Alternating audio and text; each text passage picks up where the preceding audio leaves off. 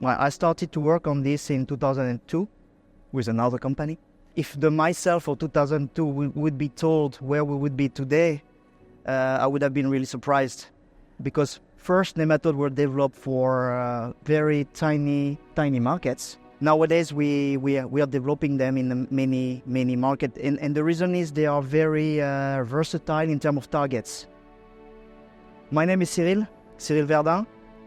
I work for Corporate BV since 2008.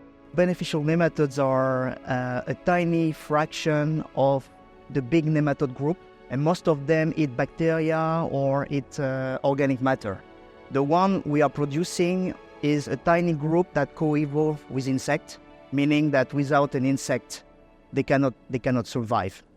So entomopathogenic nematodes became an important player in biological control, first in greenhouse crops and the mushroom industry. Nowadays, more and more open field crops benefit from these little roundworms. Especially in this latter group, nematodes are a useful tool in the transition to more biological crop protection. What we do when we spray nematodes is just an inundative release of an organism that is already present.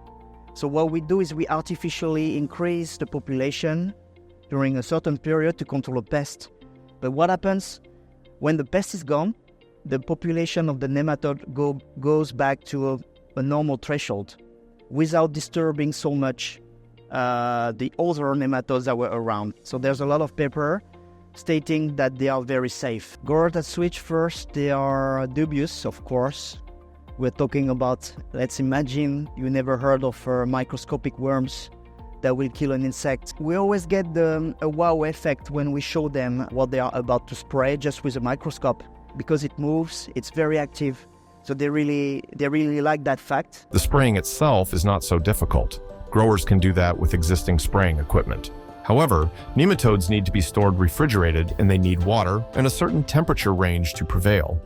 In the spray solution, as well as on their destination, whether it is soil or leaves. From soil to foliar seems like a crazy idea. Nematodes are naturally found in the soil. They are soil-borne animal. With Corporate, we really worked the last 4 years into not only applying foliar, the nematodes, but also determining the right condition to make them work. We started with foliar application in the urban greens market, the tree care. We were putting nematodes on the top of a palm tree or a top of a sycamore tree. These are huge trees in Southern Europe. And the city and everybody was really amazed that they could work. But now our duty is to help them understand how to make this work in a consistent manner. And if we manage to do that, I think nematodes could become one of the best bioinsecticide in the future. What's left to research? I feel that we opened the door.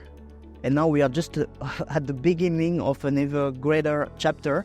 I really believe in it. Now we are going to new crops, agri-crops, open field crops, and we're going to new markets, new climates. I think we will have to work really hard in understanding how they can perform in such a diversified type of environments. I wouldn't say that nematodes are transforming the agriculture.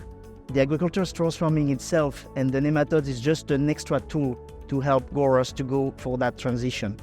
That's, I would say, with humility, what we're doing. Some people call the nematodes the new BT.